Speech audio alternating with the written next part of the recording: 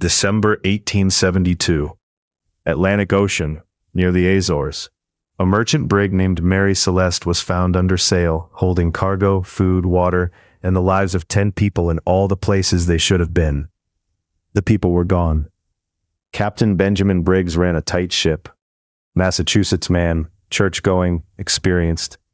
He took the command with his wife Sarah and their 2-year-old daughter Sophia aboard, which told me he trusted the voyage enough to make it a family crossing. The mate was Albert G. Richardson, first-generation sailor out of New England, 30 years old, married, 1 child at home. The record kept him competent and steady. His sea chest stayed behind. So did his pipe. Men planning a fresh start usually carried both. 4 German seamen signed on in New York. Brothers Volkert and Baz Lorenzen, Ariane Martins, Gottlieb Goodshad. 1 cook and steward, Edward William Head, rounded out the company. 7 crew, captain, wife, child. Enough hands for routine work, enough eyes to know trouble when it came. The route looked ordinary on paper. Mary Celeste sailed from New York Harbor on November 7, 1872, bound for Genoa. Her hold carried 1,701 barrels of denatured alcohol, dangerous cargo, industrial stuff. Fumes could build where air sat stale and wood held heat. She was a brigantine, just over 100 feet long, fast enough in good weather, small enough for every noise to matter. A groan in the hull, a slap of loose line, a hatch breathing vapor. At sea, little sounds turned men inward. A month later, on December 4th, the British brig Dei Gracious sighted her, between the Azores and Portugal.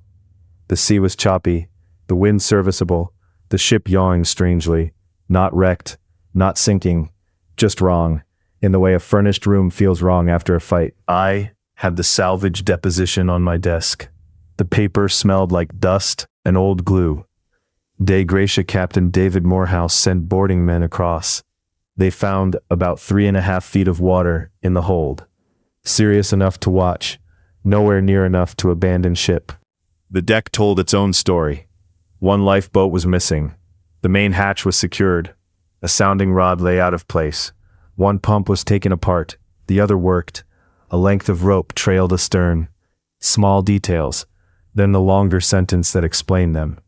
Somebody left in a hurry, but not blind panic. Below deck, the cabins were disordered, but hardly ravaged. The captain's papers were mostly gone, along with the sextant, chronometer, and ship's register. Clothing remained, jewelry remained.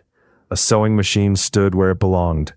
Sarah Briggs's personal things had not been snatched mid-flight.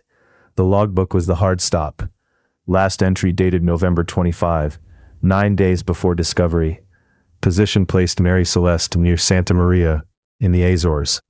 The record says that was close enough to land to justify caution. The record lies. It was still open water.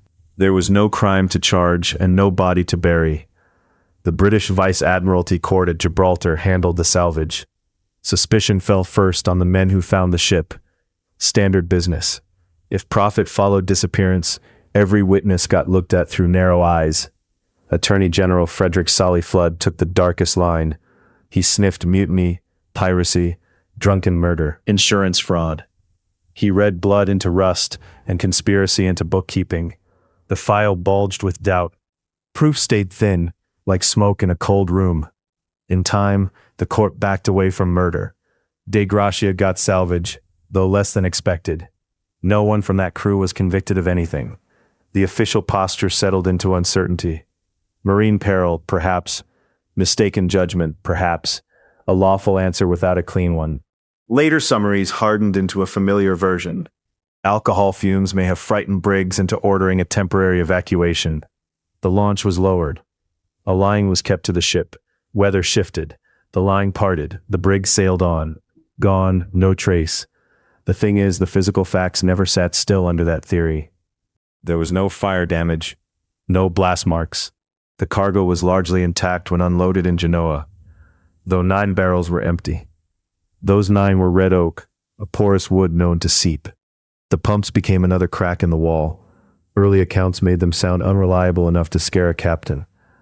Later examination suggested one was clogged, one operational, and the sounding itself may have misled Briggs into thinking the hold held more water than it did.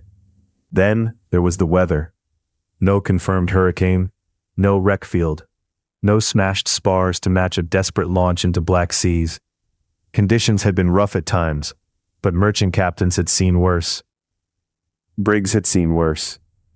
That's the part that doesn't add up. Human behavior cut across the file. Sarah Briggs's cabin showed signs of orderly use. The child's belongings remained. A meal may have been prepared not long before abandonment, though some reports embroidered that point later. Men in mortal panic did not usually leave tobacco, boots, and money. One alternate line came from chemistry and fear. Denatured alcohol leaked fumes. Captain Briggs smelled something sharp in the companionway, heard a hatch cough, saw the compass of risk swing fast. He cleared the ship as a precaution, expecting to return in minutes. Minutes were enough. Another theory leaned on weather optics. A waterspout, seaquake, or sudden pressure event could have terrified even seasoned men, especially with a wife and child aboard. I kept that one in the drawer marked possible, because terror often outran evidence on open water. Then came the ugly theories. Mutiny, piracy, murder by de gratia. They sold papers and stained reputations, but they sagged under inspection. No plunder, no bloodbath, no signs of prolonged struggle. If violence came, it left the ship with cleaner hands than violence ever had. What followed was worse than a bad answer. It was a century and a half of retellings that kept sanding the facts smooth. Coffee cups became hot meals. Damp papers became eerie order. Each retelling added varnish. The old file resisted it, but only just. The Briggs family stayed gone. Richardson stayed gone. The Lorenzen brothers, Martins, Goodshed, Head, all gone into the same blank Atlantic line. No confirmed lifeboat, no authenticated remains, no final witness. Every loose end is a story someone tried to bury. 20 years on cold cases taught me this much. Most disappearances collapse under greed, rage, or stupidity. Mary Celeste resisted all three. I had a sound ship, a missing boat, a frightened decision maybe, and 10 names that stepped out of history between one log entry and the next. I shut the folder and listened to the radiator knock like an old hull. Mary Celeste kept her secret because the sea kept the last seam. Where would you look next if this were your case? Tell me. The desk stays cold. The questions don't.